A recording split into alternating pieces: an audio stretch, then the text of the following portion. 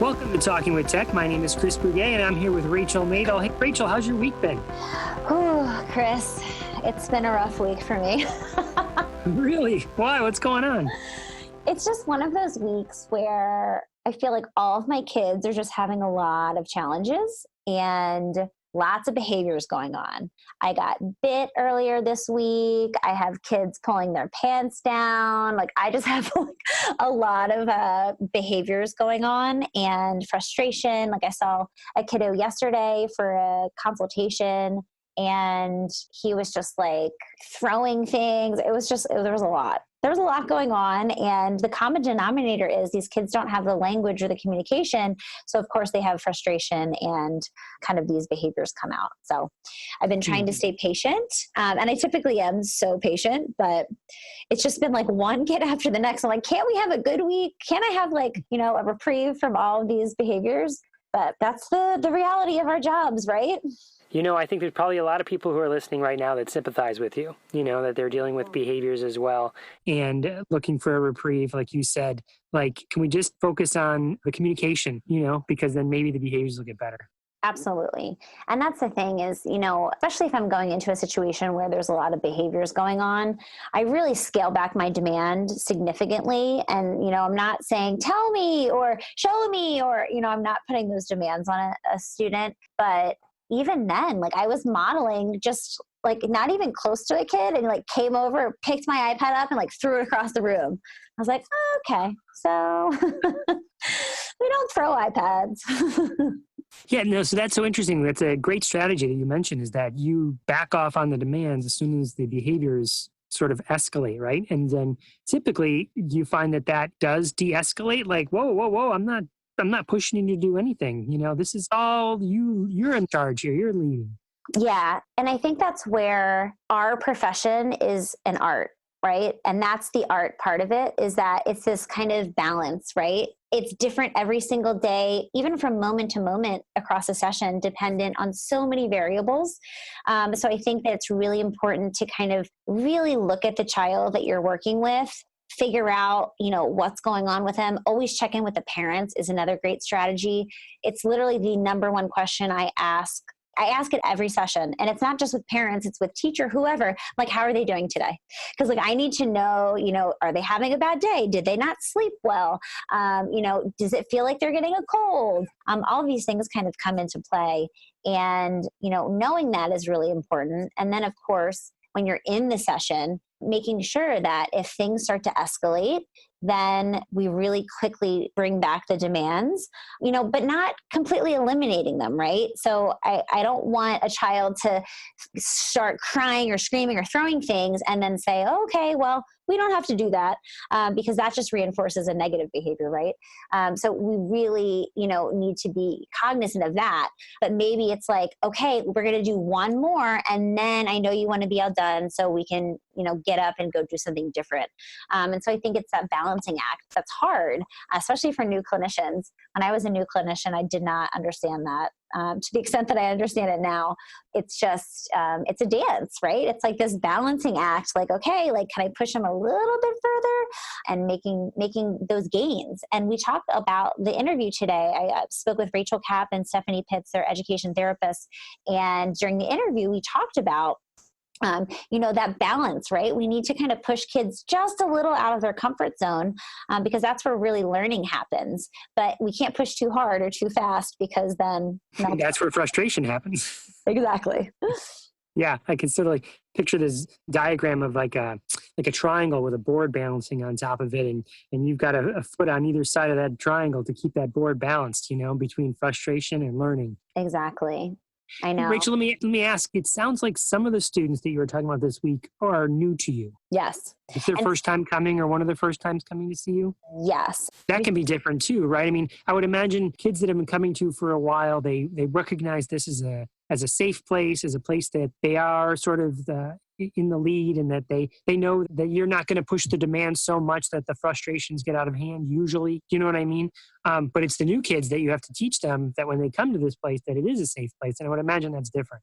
Yeah, and they have to really build rapport, right? Knowing that, I'm someone who can be trusted. I'm a friend, not a foe. And so, yeah, I think that it's definitely different for kids who don't know me well.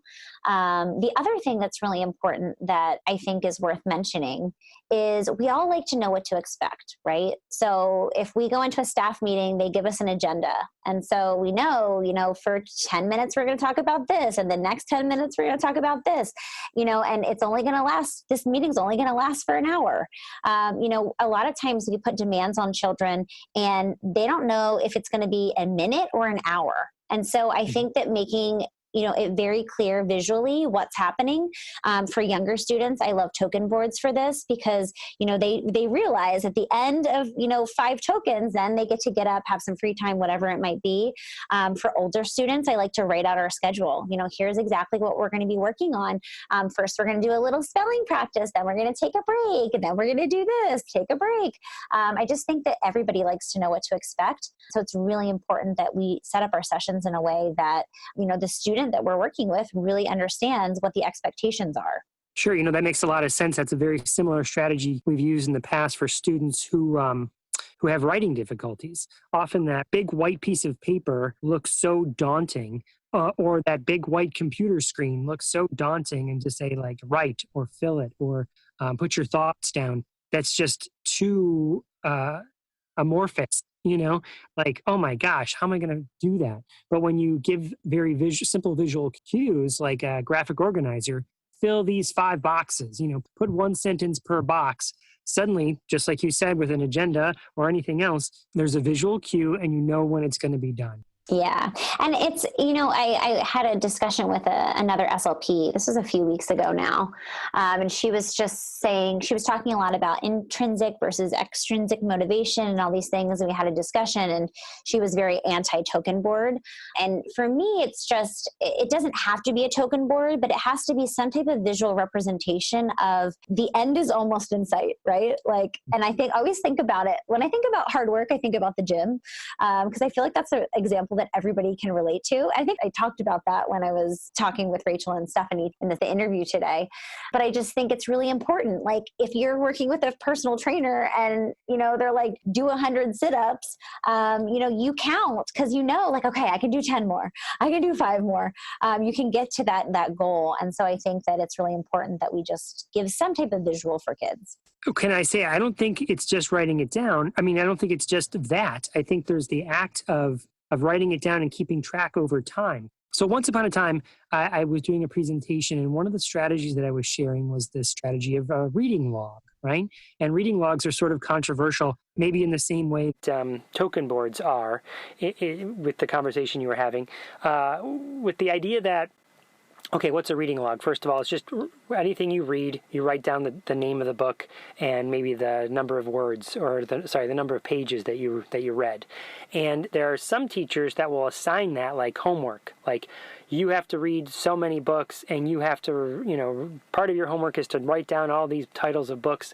And because people think of reading logs in that way, they get kind of a bad rap, like you're forcing kids to do something, as opposed to this is a way of documenting your own learning, and you might like to reflect back on all the books that you've read and see the growth. Oh my goodness, when I first started reading, I was only reading like 3 pages a night, and now I'm reading like 10. Wow, and that's not to say you should be forced to do it, but it's something you might be incentivized to do or offered to do to a student. And I see that as a kind of a parallel. Or another way to maybe think of it, Rachel, is, I like games. I think most kids today are growing up in a sort of a gamified culture. You know what I mean? They play video games. And you see in many games like a progress bar, until you get to level up your character. You've played so many minutes, or you've made so many accomplishments, and it's a visual representation, usually at the bottom of the screen of different games, that says you're a level 6 and you're this far away from being a level 7. I think that's exactly the idea that you're getting at behind the token board. It's not necessarily a force you have to do this. It's a look at the progress you're making, and look at the progress you've made over time is a way of if you kept those things in a cumulative way. And the other thing that's also important is, I'll cycle in and out of something like a token board. For kids, I'm doing maybe some pretend play. So like, we don't need a token board for that. We're Right. just kind of like, I'm following a child's lead, I'm building, I'm expanding, I'm modeling language. And so it's something for tasks that are really necessary sometimes to do, but maybe not as preferred for kids, especially as students start to get older. We can't really avoid some tasks that are necessary, but maybe not as fun or exciting. So it's a strategy that you can kind of pick and choose when you use, but I think an effective one, especially for young kids. Now you say the word strategy here, and and everything we've been talking about to me seems like executive functioning strategies, right? And which is the topic of your conversation with Rachel and Stephanie. Yes. So I'm really excited that I had this interview.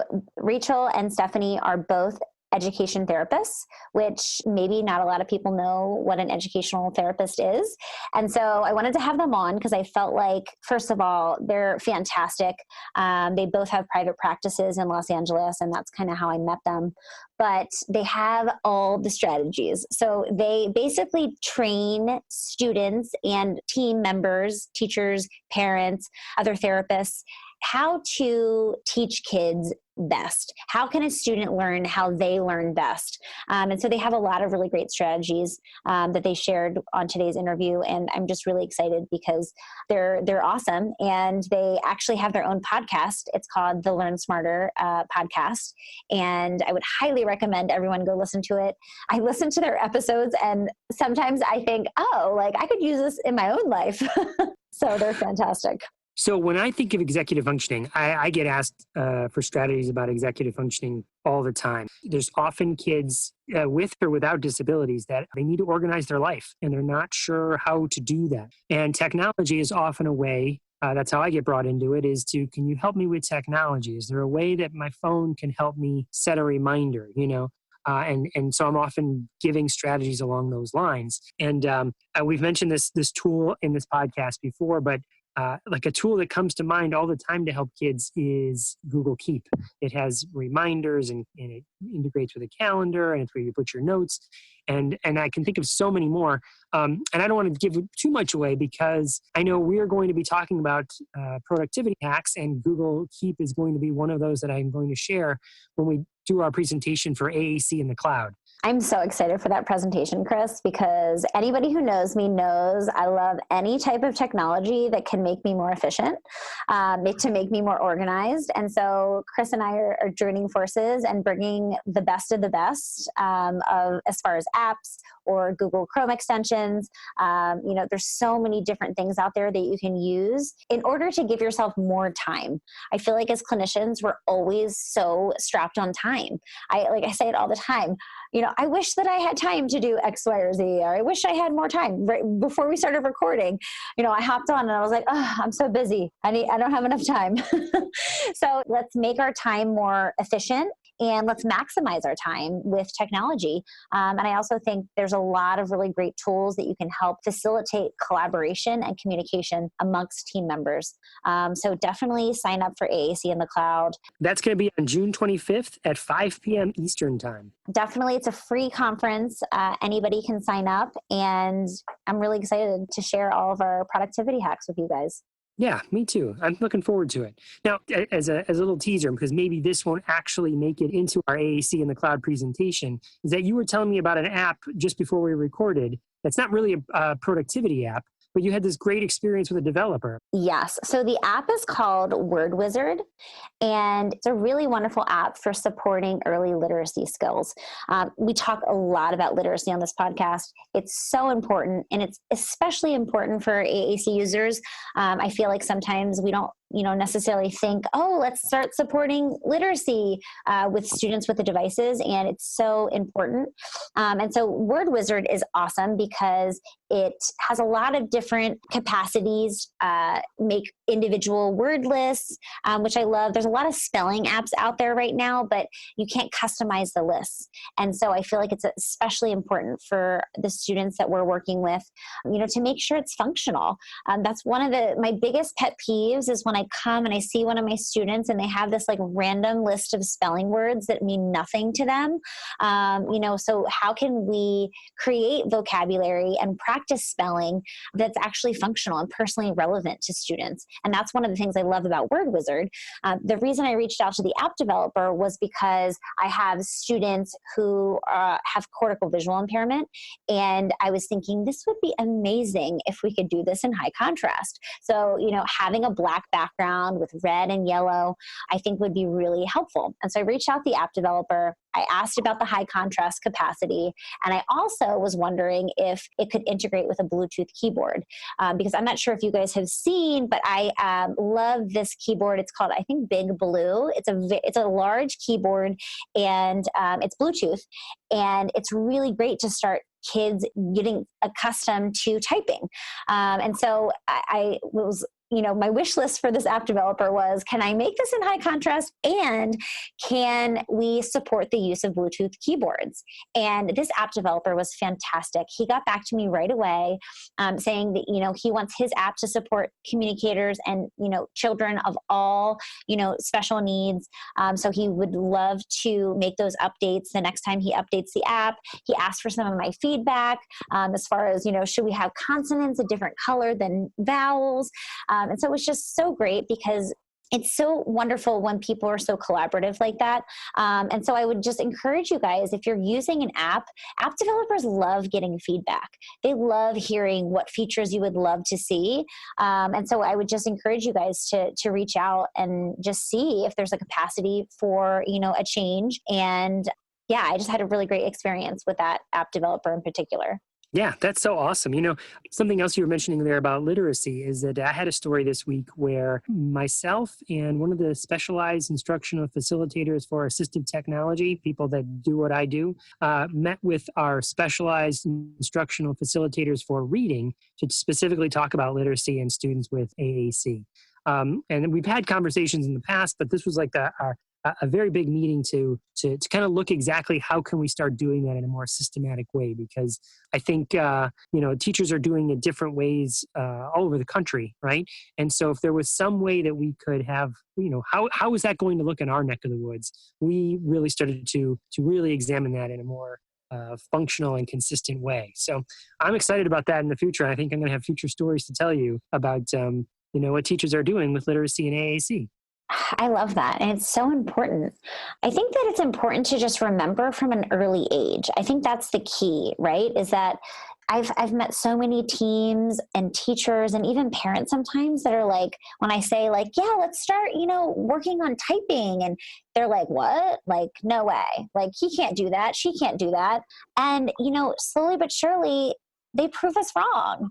And so I think it's just so important to keep that in mind, even with early AAC users, because I'm having wild success, using that app Word Wizard. I can't wait for the new updates because it's going to make it 10 times better. But just like supporting that literacy piece, like showing kids letters and sound to letter correspondence, all these things we can start integrating into our therapy that's already happening. Just being mindful of it, I think, is the first step. Absolutely. Absolutely. It sounds exciting. So there you go. So we started off with kind of a bad week with problems and behaviors, but now we're talking about like literacy and marching forward. So exactly. Presuming potential always gets me in a better mood. Awesome. Without further ado, I'm really excited to share the interview that I did with Rachel Kapp and Stephanie Pitts.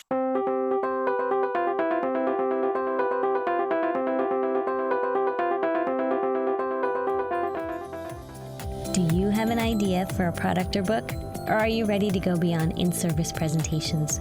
Well, how do you get started? And what if you don't have any business experience at all? Well, I have some great news for you.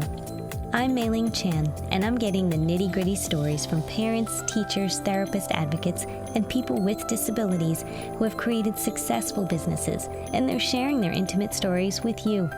Listen to us on the Exceptional Leaders Podcast and fast-track creating and building and sharing your idea with the world so that you can help more people.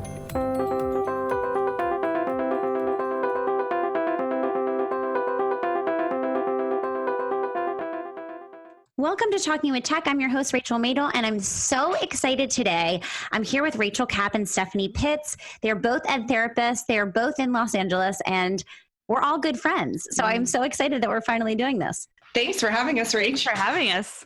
Yeah, I'm so pumped. This has been in the works for a long time. And long time. I'm so happy that you guys finally cornered me and were like, when's it happening? Because now it's happening. Because here we are. Yeah, exactly. So let's just start off introducing yourselves a little bit. And then I'm really excited to talk about what ed therapy is, because I feel like a lot of our listeners probably don't know. Right. Go ahead, Steph. So I'm Stephanie Pitts, a Los Angeles native, and I have an educational therapy practice in Redondo Beach in the South Bay. And I work with students of all ages, and I guess that people call me the game guru. That's a little bit what I'm known for. Oh my gosh, she has so many games. Like, how many games do you think you have, Stephanie? Over 100. Definitely. Wow. That's And she's actually played them.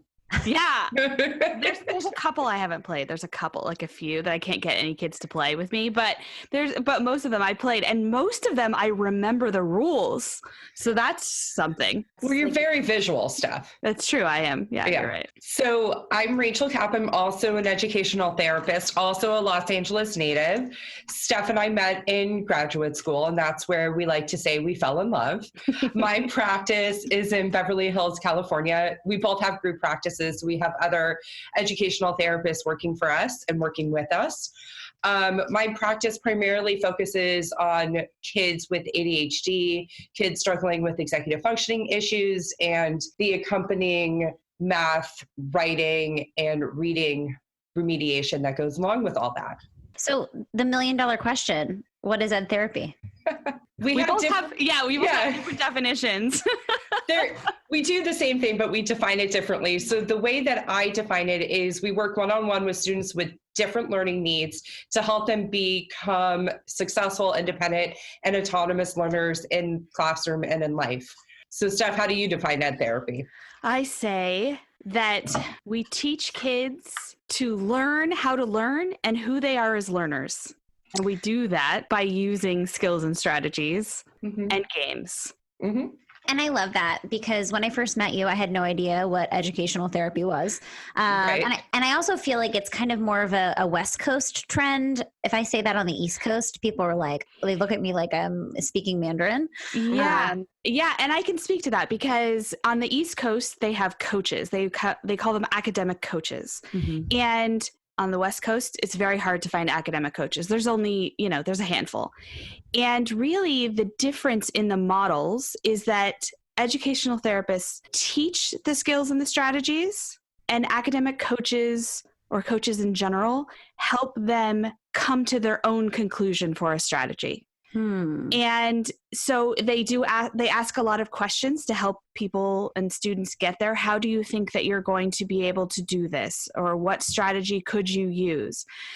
And in my practice in particular, and I know Rach does this too, I use both of them because you need to teach them first and then practice them, and you practice them through coaching. And I think the most beautiful thing about ed therapy is I feel like in a lot of ways, no one's really teaching these executive functioning skills, right? Like teachers aren't really teaching executive functioning, they're teaching curriculum.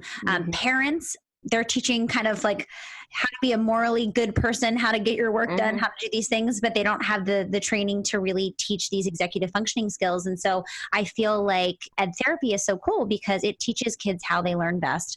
And it uses all of those great strategies that this podcast is focused primarily with listeners that are speech language pathologists. And we're using these strategies all the time. But it's really cool that you guys have an entire profession dedicated to strategies in a lot of ways. Cause that's how, we learn how to learn. Totally. So there was a lot that you just said that is totally true. So we do spend a lot of time talking about executive functioning, and we can talk a little bit about it here, how Steph and I define it as educational therapists, but it is a huge part of what we do is educating learners about what executive functioning is, but also educating parents about what it is and what it is not. And we always say, because Steph and I are also co-hosts of Learn Smarter, the educational therapy podcast. And one of the things we always say on the podcast is that executive functioning is expected and required, but never explicitly taught or discussed. So that's what we do. That's what we come in and say, and that's what we come in and teach, rather, because parents don't understand how executive functioning is the underlying root cause of so many academic and learning issues for learners. Yeah, and it can affect reading, it can affect math, it can probably affect speaking sentences and doing things in order.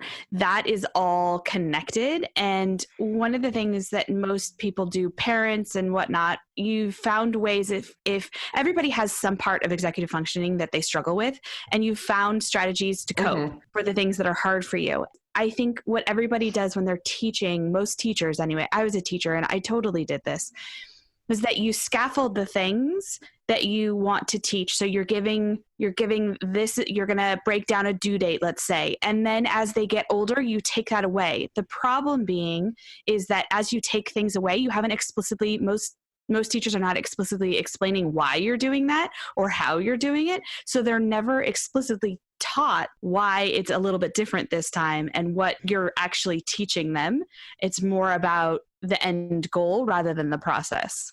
Just for maybe our listeners who are not familiar, what is executive functioning? What are these skills that we're, talking about? So the way that we easily define it is living life. Everything in life takes executive functioning skills. It's everything from time management, organization, prioritizing, planning.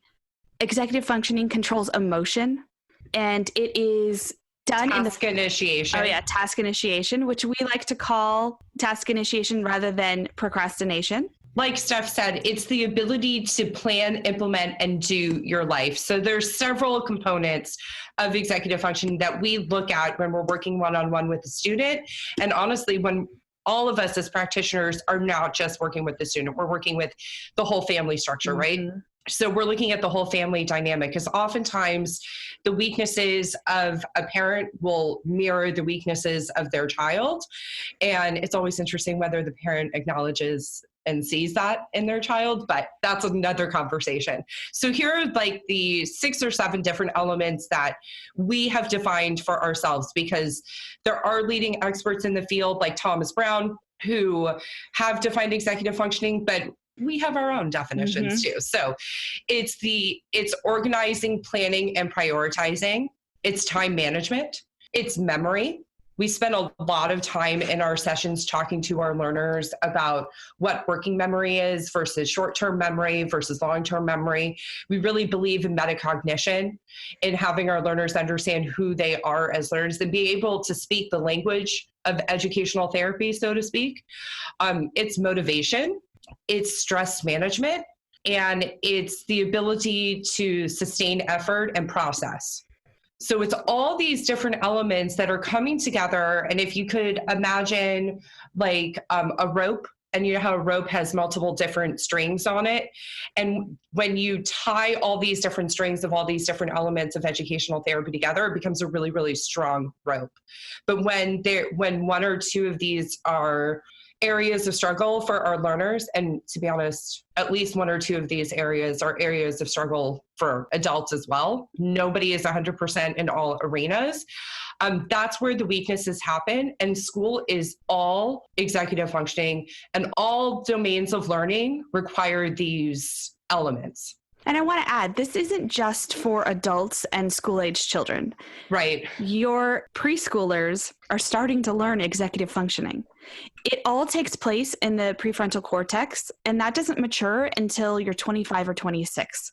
So it starts when you're young, and it just keeps growing. So while Rachel and I work with school-age children, I also have adults in my practice that come in that want to learn new strategies of how to make their life a little bit easier.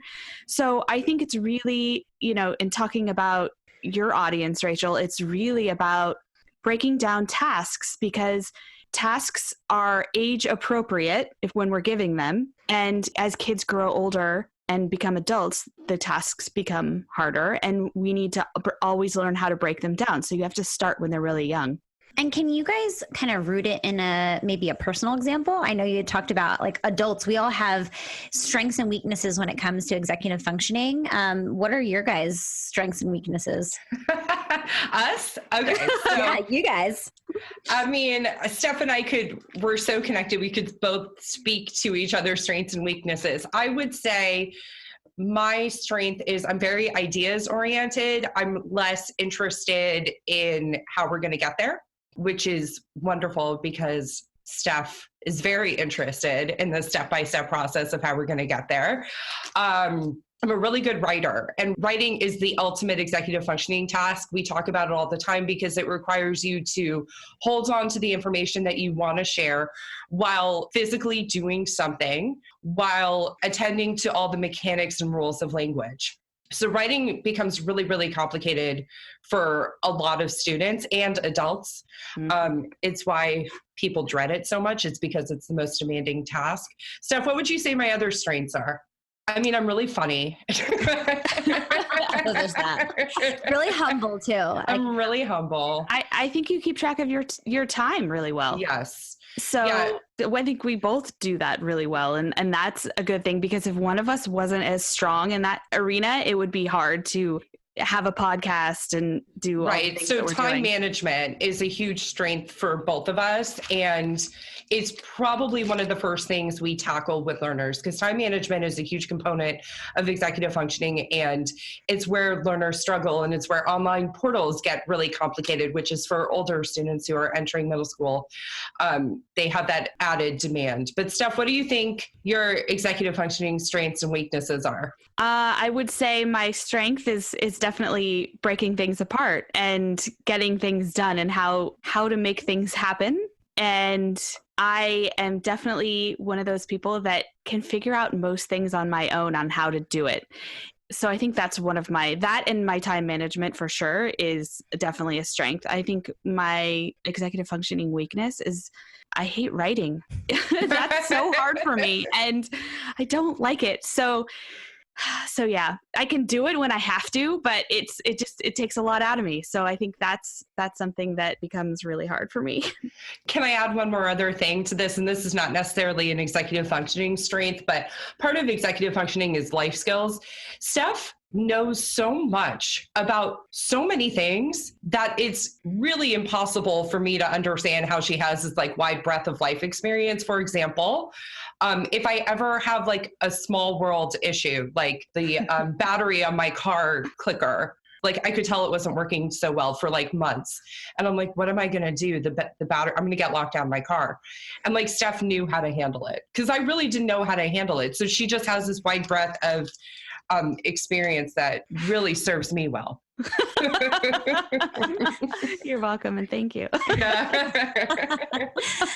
and I think that you guys bring up really a salient point, which is we all have strengths and weaknesses when it comes to those executive functioning skills. And we kind of, as adults, become self-aware of those things. But of course, children, they don't have that awareness, right? We need to build that awareness in them and really giving those compensatory strategies to help children not only excel in school, but also excel in self-advocacy and being able to advocate for themselves, being able to know their strengths and weaknesses. And, of course, we're kind of talking about children who are a little bit older, but I think it's really important to start setting those foundations.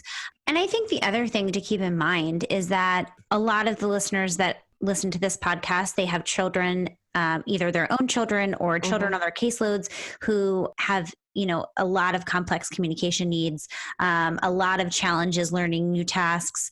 But I think that it's an important reminder that sometimes, we try to attribute all these things to lack of motivation and, the child's just not interested. He doesn't want to do it. He's behavioral, all these things, when in fact, a lot of times I think we can point to executive functioning, especially for task initiation. I mean, I have a lot of parents that I work with who say, well, he just isn't interested in communicating. He just doesn't want to do it. He's lazy.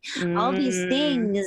And it's just like, no, this is a neurological issue, right? This is like a brain development problem.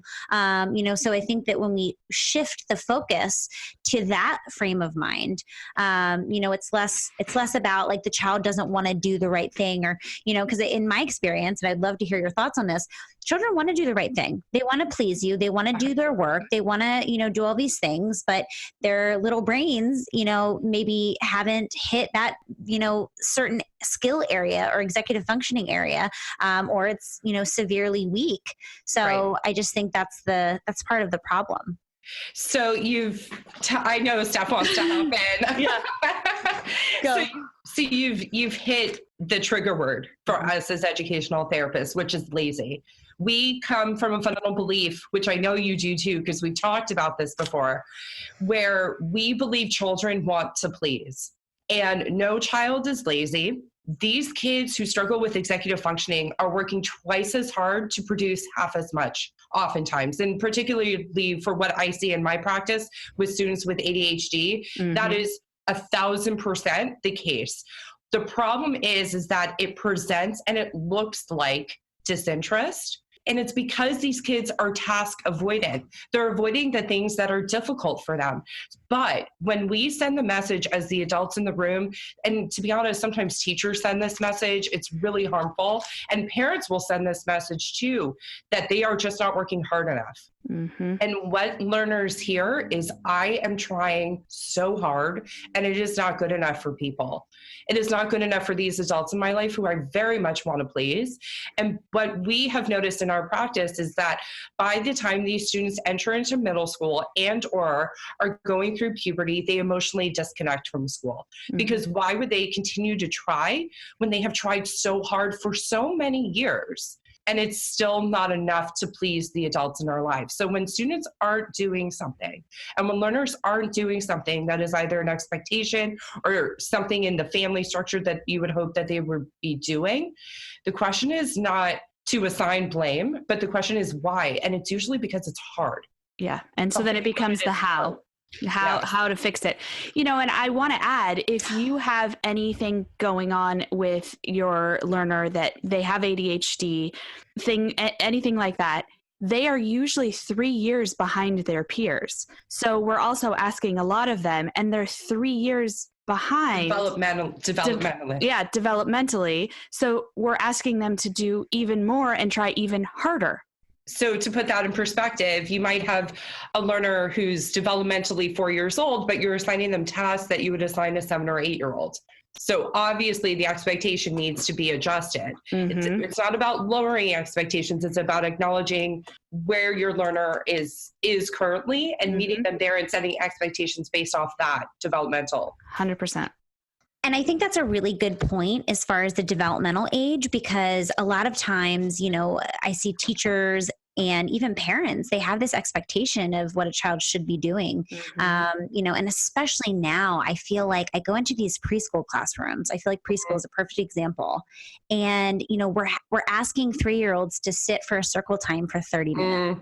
And then we're wondering why, some of the kids are, sprawled out on the carpet and, not paying attention and all these things. It's like, okay, we're not taking where, development naturally occurs, right? It's not developmentally appropriate for a 3-year-old to sit on a carpet for 30 minutes and pay attention. So it's just like really important to think through the lens of developmental, where a child is developmentally, and like you said, not lowering expectations, just starting at a place that's realistic for where they are developmentally, and then incrementally, challenging a child. That's how true learning happens. And I think the problem is we just skip ahead to all these skills when we don't have that proper foundation. And then, of course, kids are struggling because they don't have the right supports. So we need to kind of go back a few steps, make sure they have a solid foundation that we can build off of. Yeah. And can we talk about self-esteem for a second, going along with that? Because I think one of the things that ends up coming up all the time is that we set the expectation and the bar so high that when the children start to fail, then they don't want to keep going, just like Rachel had said. But if you meet them where they're at and they can be successful, then it becomes, they want to try harder and they want to do better. Mm-hmm. And yeah, go ahead. The other thing that you said, Rach, which I think we should be very mindful of our language, is the word should. So kids should, quote unquote, be doing certain things. So one of the things that Steph and I learned at a program that we participated in is that we all need to stop shoulding all over ourselves. So we need to stop, when we are saying the word should, we need to pause, evaluate what that actually means, and is that actually what we mean?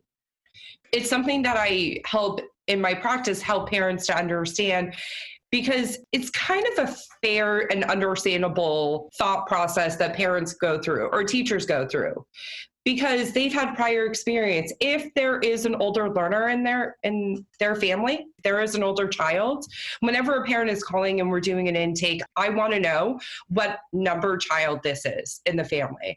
Because if it is child number 3 and they have 2 really highly successful, independent, older children, well, then the expectations are going to be that number 3 is going to match what number 1 Which is and number 2 did. unreasonable. It's not fair, because unfortunately you're parenting different children. And so parenting skills from child number 1 and number 2 aren't necessarily going to apply to child number 3, because they're all different human beings. So we have to be really mindful. And for teachers, they've had previous class groups where, and I can speak to this because I used to teach preschool, there were groups of children that I had who were really mature, who could handle things in October that other groups of children could not handle until April, May, if ever. So it was about knowing that group of kids, and 30 minutes is a long time for me to be sitting and doing one task. So. Right? Fair enough. No, I think that that's exactly right. And I love the idea of really circling in on the language that we're using. And I am, first to say, like, I'm saying should all day long. I should do this. I should do that. I should do this. So I think that's to that. We hear you say that. Exactly. So true. This has been a really great conversation so far about executive functioning and, really identifying what are some areas of weakness. I can tell you from my own practice, some of the big areas that I see with the kids that I work with who have complex communication needs are that task initiation. And sometimes that's just initiating any task. Sometimes it's initiating communication. A lot of times, because it's really challenging, like you said, communicating is hard. And if a child's using a device to communicate, it's even harder. And so I see a lot of the task initiation, and alongside of that, I see a lot of issues with attention, both auditory attention, especially for those kids with autism, where that auditory channel is not their strong suit. They're more visual. So visual attention can be really high, auditory attention, not so much. And so what are some really great strategies for kind of emerging communicators to work on things like task initiation, attention, both auditory and visual? Are there any kind of tricks you guys have up your sleeve? We have the luxury, as you do as well, of getting to work oftentimes one-on-one with learners. So I think my biggest thing that I would encourage everybody to think about is isolating what we are doing and why. So that might mean you spend all session working on getting started with a task. And multiple different, it depends on the learner, right? But if the goal is to be able to start, well, then we need to practice getting started multiple times so that they can understand the first thing that you do is this, and the second thing that you do is this. And maybe we only get to the second step. And then we stop, we pause, we do something of high interest for a hot second, and then we come back and we do it again. And we're constantly doing that. The other component of this is you need something highly motivating. Mm-hmm. So you need that reward. So for kids who are super visual, I often will write out the schedule of what they're doing. But honestly, and I would do this when I was a preschool teacher, you want to have the language there because you want them to be exposed to words, and that words have accompanying meaning and all that. But you also want to have that visual there for kids who aren't yet reading, so they can know what to expect, and then they check it off as they go. That's really, really critical for kids who are struggling with getting started, and we often talk about it on our podcast as being what's their currency. Mm-hmm. If you know what their currency is and what they're highly motivated to get to, then it'll help you kind of do that. But you have to start with very, very isolated goals. Yeah. And I was going to say, they also need to be, it's okay if they're really small. And which I know that you guys realize that when you're teaching speech and working on things, but you might even take a step back and start with task initiation with things that they do like and sort of giving language to it, and then transferring it over to something that isn't as motivating. And yeah, I agree.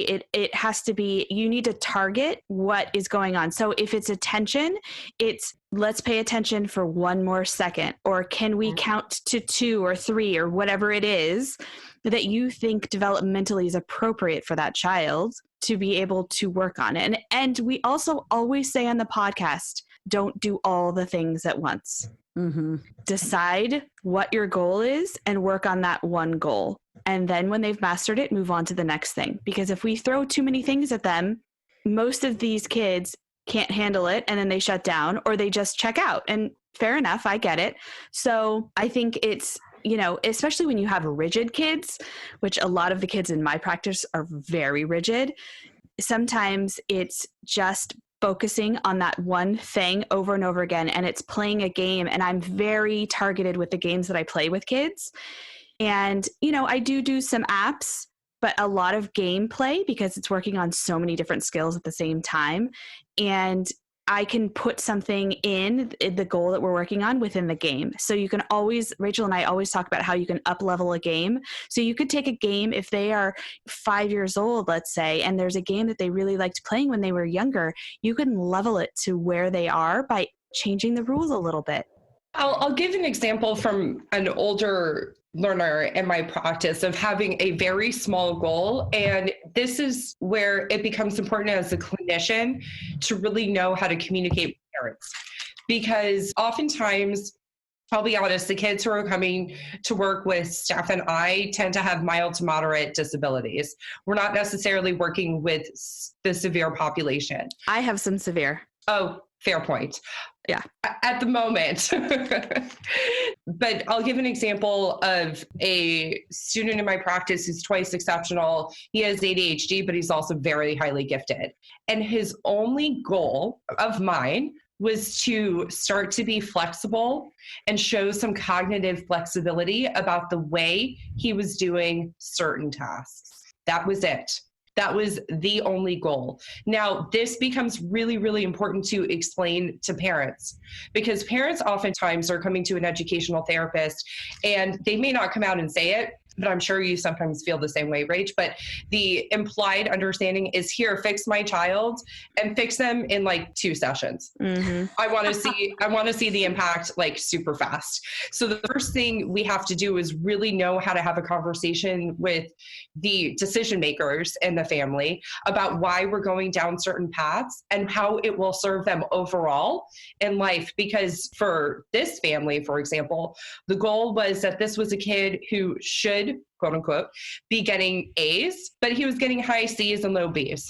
And so for the parents, they were very highly motivated for him to be getting higher grades. But for me as the educational therapist and looking at the scope of this kid's life, him exhibiting some cognitive flexibility about why he was doing things the way he was doing and maybe making a shift was way more important. And the answer to why he was doing things the way he was because that's how he had always done it. But it wasn't serving him anymore. It wasn't working for him anymore, which is the trajectory of all our lives. We find compensatory strategies that serve us for a short period of time, sometimes years. And then something shifts in our life and we have to adjust and exhibit that cognitive flexibility. So that's an example of a very seemingly small goal that will have a tremendous impact overall on the life of a learner. And this reminds me of a phrase that I learned in grad school, the zone of proximal development. Yes. Throw back to grad school days. Don't actually want to go back to grad school though. So But I think it's important because I actually have a story that I can share with a little girl that I was working with just last week, one of my clients. And we're really working on her just sustaining attention for things that like maybe aren't as motivating. She has very limited interest, one specific snack food that she likes. Otherwise, we can't really find anything that's motivating. And so I've been working using those visual supports. We have a little star board for her and just picking a really simple task, like putting a puzzle together, something I know that she can do. Maybe she didn't want to do it at that, moment in time necessarily, but I know that it's possible for her. And so I think that's one of the important things is when we're thinking about kind of sustaining attention or, really pushing kids out of their comfort zone, let's not make too many things too hard. And so I think that that's something I'm constantly reminding myself of, and also reminding the clinicians who I supervise is like, this task is too hard. Like we need to focus on one thing and one thing only and start building really instant success. And so for this specific little girl, I worked on the token board. After 2 puzzle pieces, she was like, I'm over it. I don't want to do it. She started kind of whining. So of course, then it was a perfect opportunity to model some language. Oh, it looks like you're all done. You can tell me you're all done. And then of course she uses her device and she says all done after I show her how. But that's not where it ends. And that's something that I'm constantly trying to tell clinicians. We can honor a child's communication, but it doesn't mean that they get to, get up and leave from the task. And I would argue that when a child says they're all done, in a specific situation where we're, working on a structured task, especially if we have a token board and there's only one more token left, it's really in those moments where you can push a child just a little bit out of their comfort zone. And if you do that every single session, the progress is tremendous. And so I think that we get kind of, especially with children who, maybe have some complex communication needs, a lot of times, especially parents, they kind of just want to stay in their comfort zone, right? We don't want to rock the boat. We don't want to make a child kind of start squirming out of their seat and uncomfortable. Getting frustrated. But, it's a balancing act. We really need to push kids out of their comfort zone just slightly because that's where true learning happens. 100%. And in our practices, Steph and I have labeled this idea as the 5% challenge. So for us, we'll have kids who, let's say, they're avoidant writers. They're going to do the absolute bare minimum that's humanly possible. And this is a frequent reason for referral is parents are calling and saying, my kid can talk for days about this one topic. But when it comes to getting it on the page, it's like they write 2 sentences. And so for us, it's not about the fact that they're writing 2 sentences, but let's give them the 5% challenge of writing 1 more sentence. That's 50% more than what they were doing, right? So we have to keep those things in mind. And couldn't agree more about pushing kids. This is where we all have to be really intentional about what we're doing, when and why. And I also think that's the mark of a really great therapist. Yes. Like, I think that, we've all kind of seen or known about therapists who it's just like, let's never rock the boat, and I think that as clinicians, it's not easy. I did not want to, push this little girl too far because sometimes it backfires, right? You get a child too frustrated and then there's a meltdown. So it's a balancing act and it's not easy by any means, but it's where real learning happens. And I always give parents the example of going to the gym. If I just went to the gym by myself, maybe I would make some gains, but if I had a trainer there, like, I see you struggling with those sit-ups, but like, I need 10 more. Exactly. That's what makes me have a 6-pack. Just in case you guys are wondering, I don't have a 6-pack, but a girl can dream. But it's a perfect example that I think everybody can relate to. We really need somebody pushing us out of our comfort zone. And I really think that's the mark of a really great therapist. It's also the mark of a really great friend, because I would say that you've pushed us out of our comfit zone at several moments, Rach. Yeah. like starting your podcast. What a great segue. Yes, starting our podcast was, yes, it was your idea that we do this, and it was a genius idea. Well, let me just tell all of our listeners. So I, have had the pleasure of knowing Rachel and Stephanie for, I guess it's been like 3 or 4 years now. Right after I moved to Los Angeles, I met you guys, and they have such amazing strategies. so many times was I sitting, talking with them about cases, and they just said, well, have you tried this? Have you tried that? And I was just like, guys, you're sitting on gold right now. You need to share this with the world. And it was right after we had started this podcast, and I was all, into the podcast frame of mind. And so I'm so excited that you guys did start your podcast. Well, I'll let you guys talk about it. Talk about your podcast a little bit and where people can find you. So our podcast is called Learn Smarter, the Educational Therapy Podcast. And we've been doing it for a year now. We've done 55 episodes as of recording today. And you're going to be on our podcast in a couple weeks. Yeah, you are, which is exciting. And that was great. And we talk about all the different domains of executive functioning, what we do as educational therapists, what to expect from educational therapy, math, reading, games, what you guys are, all the things. Yeah, what you guys are struggling with as parents, all the things, basically. I have to tell you guys, I love your podcast. I'm an avid listener, and especially the beginning episodes where you set the foundation. We were talking about, let's set the foundation. You talk a lot about calendaring. Yeah. And ladies, I mean, you've changed my calendar forever in the best way possible. So I'm constantly listening to your episodes thinking, not only can I use this for the students that I teach, but I can use this for my own life. That calendaring episode was episode number 2, and that was very intentional about, because it's where we start with a bunch of our learners. We start with, how are you organizing your things and how are you organizing your time?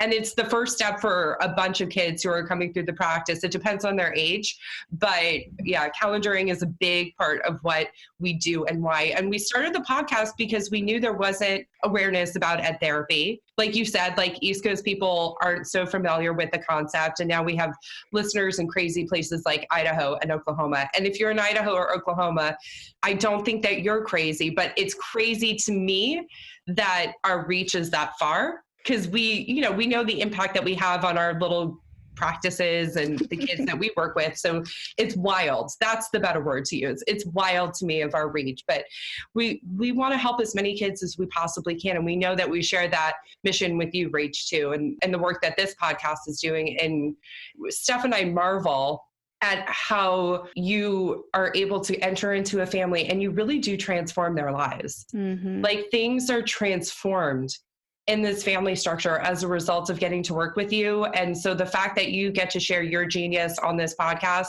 with other clinicians who can then go and transform lives as well. Oh, it's just the best. We live in a great time. What a time to be alive. It's so true. And I just love the impact that technology can have on disseminating this information, because, it used to be we have to sit in a course or we have to wait, 6 months to go to this really great training. And now it's like we can just open our podcast app, hit play while we drive, right, and sit in LA traffic. Yeah. And it's just so cool. So I couldn't agree more. And I just love the work that you ladies are doing. And thank you so much for coming on this podcast. I really think you guys have so much information to share. For all of our listeners out there, please go listen to their podcast. You will learn so much. It's just every week I get really excited for your episodes to drop, because I'm like, what are they going to teach me this week?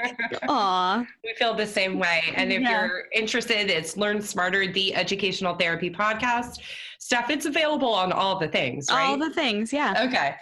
And then you can connect with us on our Instagram at Learn Smarter Podcast. And if you want to work with us, that's how to get to us too. That'll work. And you guys have an amazing Facebook group, which we can link to in the show notes.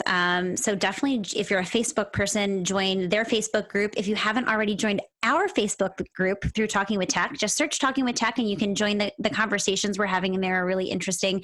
Alongside of your Facebook group I'm a part of. You guys I'm always looking forward to your next Facebook Lives. Yes. Just love. Because you guys are so, not only amazing clinicians, but you guys have a really great rapport with one another. And so it's really entertaining to listen to you guys kind of talk about your experiences. And I feel like it's very evident how good of friends you are. Oh, thanks. Thanks for that.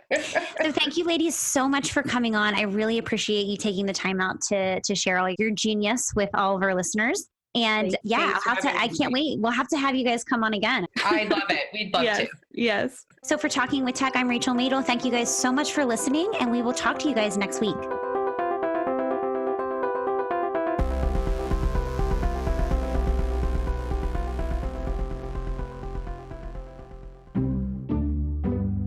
You're listening to the Exceptional Podcast Network.